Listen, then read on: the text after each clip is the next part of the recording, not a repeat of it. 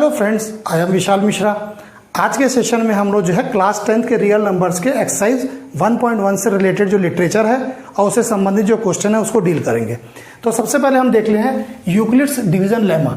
Euclid's division lemma क्या बोलता है कि given a positive integer A and B, A और बी कोई पॉजिटिव इंटीजर दिए हुए हैं, ठीक है। There exist unique integer q and r. यदि कोई ए और बी को इंटीजर्स दिए हैं तो कोई इंटीजर्स क्यू और आर भी होंगे जो इस फॉर्मूले को a is equal to b q plus r, a is equal to b q plus r को सेटिस्फाई करते हैं, जहां पर कि q की वैल्यू 0 नहीं होगी और r की वैल्यू या तो 0 से के बराबर होगी या उससे बड़ी होगी और b से कम रहेगी। ये जो एक्चुअली में जो फॉर्मूला निकाला गया है ये लगभग इसी से निकाला गया कि जब हम किसी भी एक a को हम लोग b से डिवाइड करते हैं तो हमारा क्वोशेंट q आता है और लास्ट में हमारा रिमाइंडर r बचता है। तो हम इसको ऐसे लिख सकते हैं a is equal to b into q plus r. ये ठीक यही चीज यहां पर यूक्लिड्स डिवीजन लेमा में हमको बताई गई है। इसी को हम लोग डिवीजन एल्गोरिथम भी कहते हैं। अब इस पर रिलेटेड हम सवाल को देख लेते हैं। जैसे आपको आपकी एक्सरसाइज में जो आपका एग्जाम्पल नंबर 2 दिया हुआ है उसमें क्या बोल रहा है कि show that every positive integer so that every positive even integer is in the form of tq, even integer is in the form of 2q and odd integer is in the form of 2q plus 1। इस question में example में ये बोला गया कि हमको ये proof करना है कि हर पॉजिटिव इवन इंटीजर को 2q के फॉर्म में रिप्रेजेंट कर सकते हैं और जो ऑड इंटीजर्स हैं उसको 2q प्लस 1 के फॉर्म में इंटीजर हम लोग रिप्रेजेंट कर सकते हैं। तो हम लोग ये मान के चलते हैं, जैसे अभी हमने जस्ट अभी यूक्लिड्स डिवीजन लेमा देखा था, उसमें हमने देखा था कि 2 नंबर थे a और b। a को b से डिवाइड किए थे, तो यहाँ पर हमको किसी भी नंबर को चेक करना है कि वो इवन इंटीजर है कि नहीं है। तो इवन इंटीजर का चेक करने का तरीका क्या होता है, उसको 2 से डिवाइड कर लेते हैं। यदि वो 2 से डिविजिबल होता है तो इवन है, 2 से डिविजिबल नहीं होता तो ऑड होता है। तो हम यहाँ पर b की वैल्यू 2 ले लेंगे। तो हमारा जो वो फॉर्मूला था a is equal to b q plus r था, तो यहाँ पर हो जाएगा a is equal to b की जगह पे 2 आ जाएगा 2q प्लस आर। हम इसको 2 से इसलिए डिवाइड करें क्योंकि हम ये चेक कर दिए यदि ये 2 से डिविजिबल हो जाएगा तो ये इवन है। तो a b की जगह पे a कोई भी नंबर हम ले लेंगे जनरल और b की जगह पे हम 2 ले लेंगे। तो a is equal to 2q plus आर। तो हमने देखा था कि जब ये ऐसा रहता है तो r की वैल्यू 0 और b के बीच में रहती है। तो यहाँ पर r की वैल्यू क्या हो जाएगी, 0 और 2 से डिवाइड कर रहे हैं तो 0 और 2 के बीच में रहेगी। इसका मतलब जो r की वैल्यू परमिसिबल वैल्यू क्या है, 0 1, 2 से कम होना चाहिए, 2 नहीं हो सकता है, 0 हो सकता है। तो r की वैल्यू क्या हो गई, 0 और 1। तो हम अलग अलग केस देंगे तो a की वैल्यू क्या आ जाएगी 2q प्लस 0 और a इज इक्वल टू क्या आएगा 2q प्लस 1। r की 2 वैल्यू आ सकती है। तो यदि हम यहाँ पर ये लिए तो a की वैल्यू क्या आ गई 2 इंटू क्यू। तो ये नंबर जब है ये किसी भी नंबर q का मल्टीपल है, 2 का मल्टीपल है। तो जब a को किसी भी नंबर के 2 के मल्टीपल के फॉर्म में दिखा सकते हैं, इसका मतलब ये नंबर क्या हो गया, इवन नंबर। ये लिखा गया इवन इंटीजर 2q होता है। यदि 2q प्लस 1 कर दिया, ठीक है, वो नंबर, इसका मतलब क्या हो जाएगा कि जब हम इसको 2 से डिवाइड कर रहे हैं तो 1 रिमाइंडर छोड़ रहा है, तो इसका मतलब ये कौन सा नंबर हो गया, ऑड हो गया। तो वही हमने बोला ऑड इंटीजर जो है इसको 2q प्लस 1 के फॉर्म में रिप्रेजेंट कर सकते हैं। अब इसी का एग्जाम्पल नंबर 3 आप देखिए। एग्जाम्पल नंबर 3 में बोल रहा है कि किसी भी ऑड नंबर को, ऑड इंटीजर को बोल रहा है हम 4q प्लस 1 और 4q प्लस 3 के फॉर्म में रिप्रेजेंट कर सकते हैं। ये बोल रहा है कि आप प्रूफ करिए कि किसी भी ऑड इंटीजर को हम लोग 4q प्लस 1 और 4q प्लस 3 के फॉर्म में रिप्रेजेंट कर सकते हैं। तो ये हम लोग जैसे भी हमने जस्ट पहले देखा था हम वैसे ही देखेंगे। a इज इक्वल टू क्या है बी क्यू प्लस आर, जहाँ r की वैल्यू क्या होती है वो 0 से बराबर या उसके से बड़ी होती है और b से कम होती है। यहाँ पर क्या करो, इस क्वेश्चन में आप b की वैल्यू 4 मान लो, b की वैल्यू 4 मान लीजिए आप। तो a इज इक्वल टू क्या हो जाएगा 4q प्लस आर। अब जब b 4 है तो इसका मतलब r की जो वैल्यू होगी वो 4 से कम और 0 के बराबर या 0 से बड़ी और 4 से कम होगी। इसका मतलब आर की परमिसिबल वैल्यूज क्या क्या है, 0 है, 1 है, 2 है, 3 है। 4 नहीं हो सकता, 4 से कम रहेगा, 0 1 2 3। अब इसकी अलग अलग वैल्यू डाल के देख लो, तो ए की वैल्यू हो जाएगी 4q प्लस 0, ए की वैल्यू हो जाएगी 4q प्लस 1, ए की वैल्यू क्या हो जाएगी 4q प्लस 2, ए की वैल्यू क्या हो जाएगी 4q प्लस 3। क्लियर। अब इसमें से आप इन दो वैल्यूज को देखो, ये ए को हम लिख सकते हैं 2 इंटू 2q, भाई 4q मतलब 2 इंटू 2q। वैसे ही हम ए को लिख सकते हैं इसको ऐसा, और इस वाले को हम लिख सकते हैं यदि 2 कॉमन ले लिए तो 2q प्लस 1। क्लियर।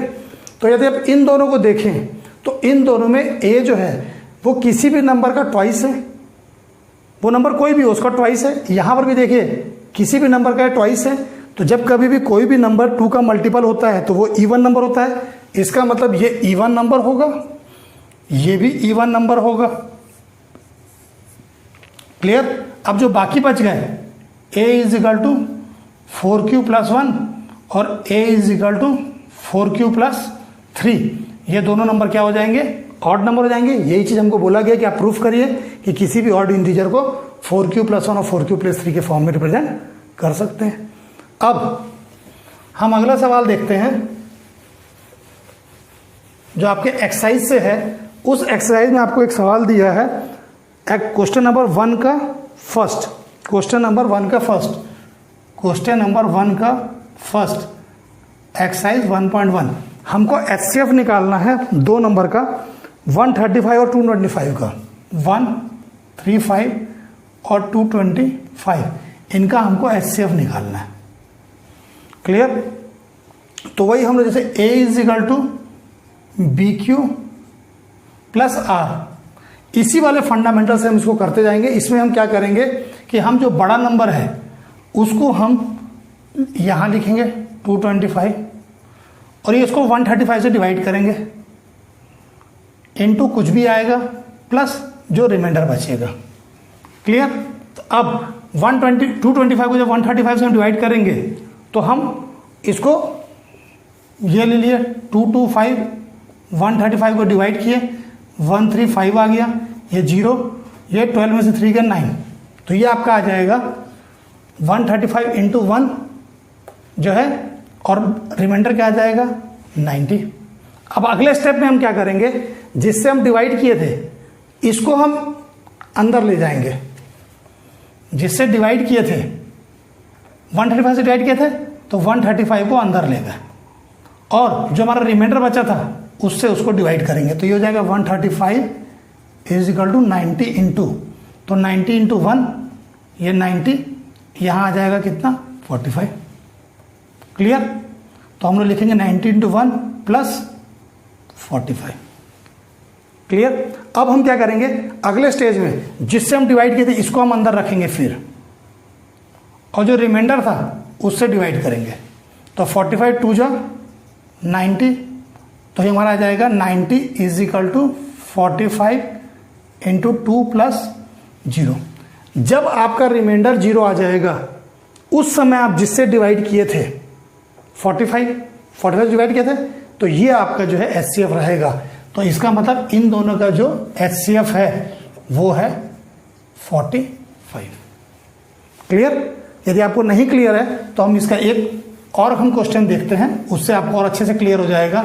वो आपका क्वेश्चन नंबर 1 का थर्ड है, 1 का थर्ड 867 एंड 225 255, 867 और 255, इन दोनों का हमको एचसीएफ निकालना है। क्लियर। वही स्टेप होगा, 867 को हम 255 से डिवाइड करेंगे इनटू, अब हम डिवाइड करके देखते हैं 867, इसको हम 255 से डिवाइड करते हैं तो 255 इंटू 3 कर सकते हैं हम, 3। क्लियर। 3 5 जा 15, 1 कैरी, 3 5 जा 15 1 16 6, 1 कैरी, 3 2 जा 6 1 7, ये आ गया, 7 में से 5 गया 2, 6 में से 6 गया 0, ये आ गया 102। तो यहाँ पर आ जाएगा इंटू 3 प्लस 102। जो रिमाइंडर बचा ये रहा, क्वोशंट यहाँ आ गया, जिससे डिवाइड किया था वो ये लिखे, ये नंबर था।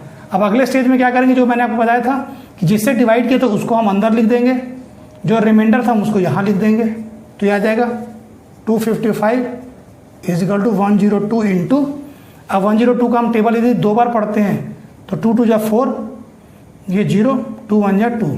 जब हम इसको माइनस करते हैं तो हमारा क्या आता है 51, तो ये 2 आ जाएगा प्लस 51 आ जाएगा।